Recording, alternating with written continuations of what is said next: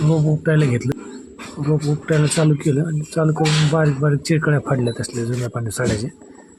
साड्या म्हणजे काय लग्नात 25-25 घेतलेले शालू असते ते. त्यानंतर आम्ही कांदे बांधायला वापरत असतो. आणि ते नंतर कांद्याच्या जुड्याच्या रोपाच्या जुड्या बांधल्या, थापी मारून घेतली. नंतर कटिंग करायला घेतलं. कटिंग करायला घेतल्यानंतर मग कटिंग करून शेतामध्ये आथरवलं. आथरून वगैरे मस्तपैकी पाणी सोडलं शेतामध्ये. पाणी सोडल्यानंतर मग लावणारे माणसं आले. पाणी सोडून लावणारे माणसं आले. लावणारे माणसं गतीत पाण्याचा असला घाणा केला तुम्हाला काय सांगायचे. जे करतंय त्यालाच माहीत असते. इकडून फुटते तिकडे फुटते, तिकडून फुटते इकडे फुटते. नको झालं. आणि शेवटी आता शेती म्हणलं की कष्ट केल्याशिवाय दुसरा ऑप्शन असतो. शेवटी मेहनतीचं फळ आता काय होईल नाही होईल ते ईश्वराच्या हातात आहे. कांदा लागवड अशा प्रकारे करून घेतली.